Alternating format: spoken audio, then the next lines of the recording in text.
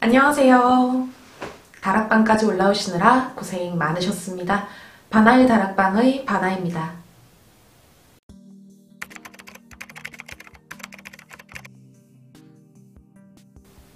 여러분, 뇌경색이라던가 뇌졸중에 대해서 알고 계신가요? 물론 많은 분들이 알고는 계시겠지만 이번에 제가 검색을 한번 해봤어요. 그래서 뇌졸중이라는 게 뇌혈류의 이상으로 뇌기능의 부분적 또는 전체적으로 급속히 발생한 장애가 상당 기간 지속되는 것을 뜻한다고 합니다. 우리나라가 초고령 사회에 들어섰잖아요. 아무래도 뇌졸중이라는 게 다양한 연령에서 일어날 수 있는 질병이긴 하지만 주로 노인들에게 많이 발병을 한다고 해요.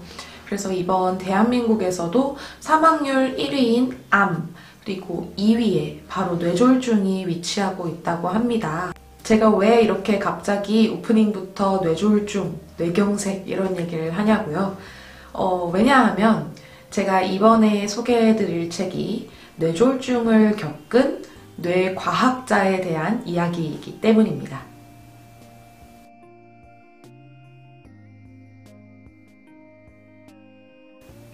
뇌졸중을 직접 경험한 이 책의 작가인 질 볼트 테일러는요, 어렸을 적 오빠가 정신분열증 판정을 받은 것에 영향을 받아서 뇌에 관심을 갖게 되었고요. 그 다음 이제 인디애나 의과대에서 신경해부학을 전공을 했대요. 그러다가 96년 37세의 나이 때 뇌졸중에 걸리게 되고 그 이후에 8년이라는 회복기를 거쳐서 이 책을 쓰게 되었다고 합니다. 한국에서는 조금 생소한 이름인 질 볼트 테일러. 하지만 해외에서는요, 이 특별한 경험을 테드 강연에서 한번 한 이후에 인기를 얻게 되었고요. 그 다음 타임지에서 뽑은 세계에서 가장 영향력 있는 100인에 선정이 되기도 했대요. 현재에는 하버드대 뇌조직 자원센터의 대변인이자 미드웨스트 방사선치료연구소의 고문으로 활동하고 계시다고 합니다. 본격적인 책 소개를 하기 전에요. 책의 뒤편에 보면은 뇌졸중 위험지표라고 해서 6가지 항목이 나와 있어요. 이걸 함께 보면서 책의 내용을 따라가 보도록 하겠습니다. 1996년 12월 10일 아침 7시 질 볼트 테일러는 찢어질 듯한 편두통으로 아침에 잠에서 깨어납니다. 평소에 편두통을 달고 살았던 그녀는요, 운동으로 정신을 맑게 해보자라는 목적으로 러닝머신 위로 올라가서 뜀박질을 시작하려고 하는데요. 그 순간에 마치 자신의 몸이 자신의 것이 아닌 듯한 느낌을 받으면서 운동을 중지하기로 합니다. 운동은 옳지 못한 생각이다라고 생각한 테일러 박사는 샤워를 하기 위해 욕실로 들어가고요. 욕실에서 일어난 다양한 증상들로 자신의 뇌에 이상이 생겼다는 것을 감지하게 됩니다. 예를 들면 샤워기에서 나오는 물소리가 평소보다 너무나도 크게 들려서 고통스럽기도 하고요. 샤워기에서 튄 물방울이 살에 닿는 것만으로도 극심한 고통을 느끼기도 합니다. 억지로 균형을 잡아서 욕조에 누운 그녀는 자신의 몸의 경계가 희미해져 간다는 것도 느끼게 되는데요. 외부 자극에 대한 감각들이 많이 희미해지면서 반대로 의식은 모든 것을 다 아는 듯한 전지적인 자리에 올라갔다라는 느낌을 받는데요.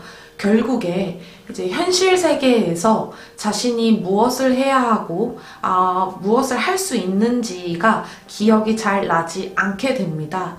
어렵게 출근을 해야 한다는 것을 알게 된 테일러는 욕실 밖으로 걸어 나오고요. 그 순간에 오른쪽 팔에 마비 증상이 오면서 털썩 쓰러져 버립니다. 그 순간 질 볼트 테일러는 자신이 뇌졸중에 걸렸다라는 것을 깨닫게 돼요.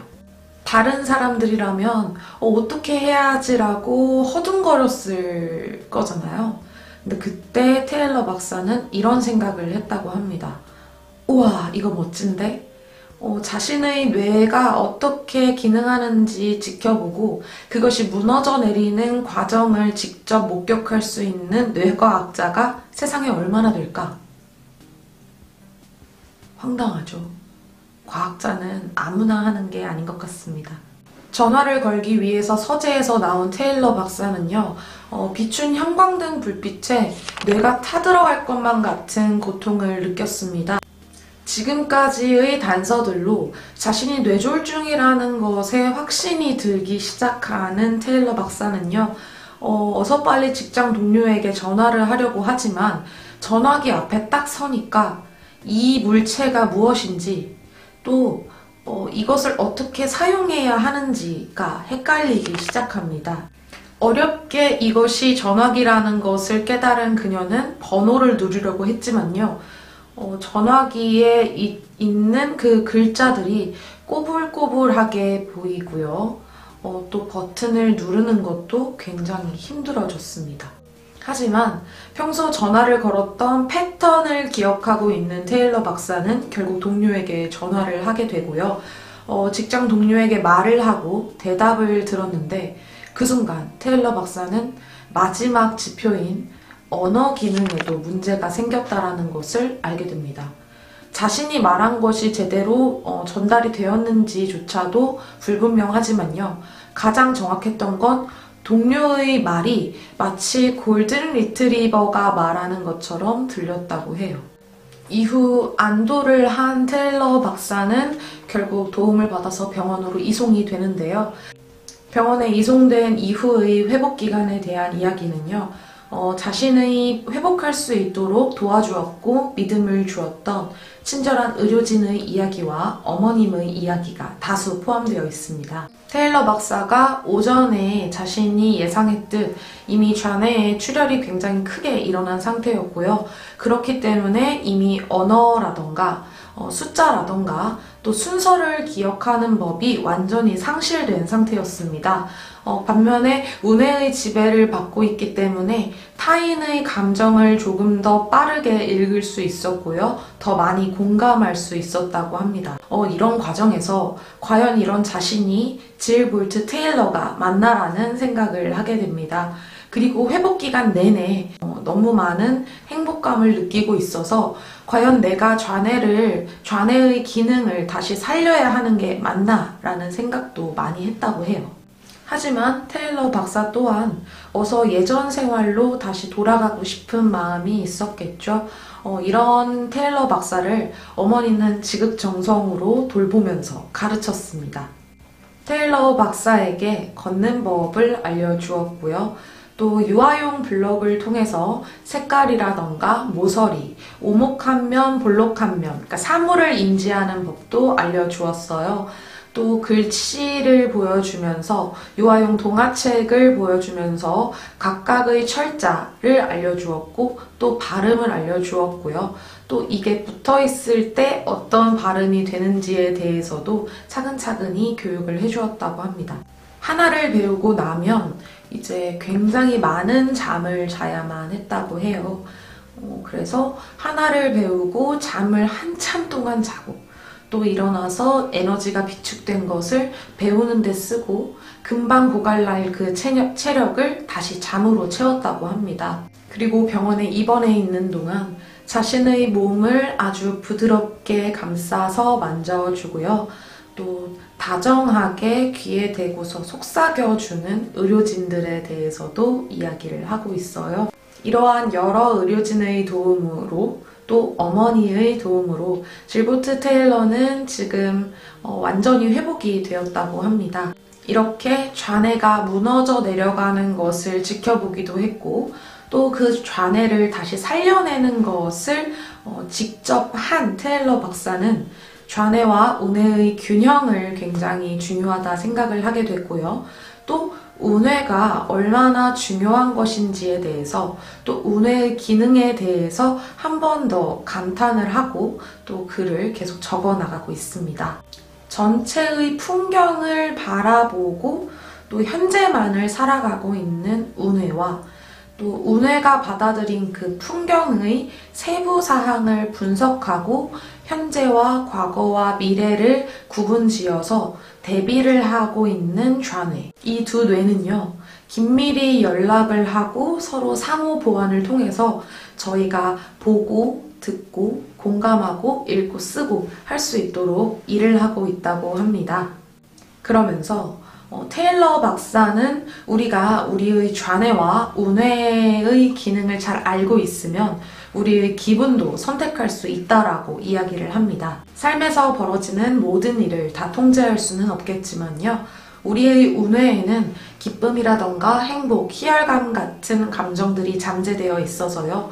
우리가 어떤 선택을 하느냐에 따라서 감정이 달라진다라고 이야기를 하고 있어요. 그러면서 번외로 그녀는 뇌졸중 환자라던가 뇌 기능에 문제가 생긴 환자들을 의료진들이 어떻게 대해야 하며 옆에서 보호하는 보호자들이 어떻게 간호를 해야 되는지에 대해서 적어놓고 있습니다. 가장 뒷장에 나를 살리는 40가지 방법이라고 해서 문항들을 적어놓고 있고요. 내용들은 제가 아까 설명드린 것 중에도 몇 가지 있어요. 예를 들면 소리 지르지 마라. 나는 귀가 먹은 게 아니라 다친 것이다. 아니면 내게 가까이 와서 천천히 또박또박 발음하라. 우리가 이미 다 알고 있지만 놓치기 쉬운 부분들이 40가지나 적혀 있습니다. 책은 이런 식으로 마무리가 되어 있는데요. 뇌과학자가 뇌가 무너져 내리는 과정을 설명을 해주잖아요. 아무래도 뇌를 연구하는 사람이 보고서 설명하다 보니까 조금 더 자세하고 재미있게 표현이 되어 있었던 것 같고요. 제가 이 책을 읽고 나서는요, 조금 더 뇌과학 부분에 대해서 많이 관심이 가긴 가더라고요. 직접 겪은 당사자의 이야기를 듣는 거잖아요. 어떻게 하면 저런 기분이 날 수가 있지? 우뇌는 어떻게 작용을 하길래 좌뇌가 죽었을 때 그런 명상하는 듯한 기분을 느낄 수 있는 것일까? 라는 질문을 하면서 뇌과학 부분에 대해서 관심을 조금 더 갖게 될 수 있었던 책이었습니다.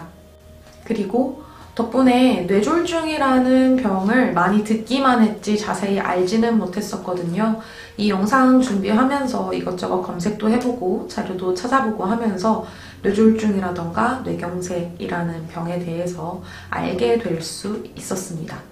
네, 오늘 제가 준비한 나는 내가 죽었다고 생각했습니다 의 책 리뷰 영상은 여기까지고요. 영상 재밌으셨다면 좋아요와 구독도 한 번씩 부탁드리겠습니다. 댓글은 정말 많은 힘이 될 것 같아요. 네, 긴 영상 끝까지 봐주셔서 너무너무 감사하고요. 조심히 내려가세요.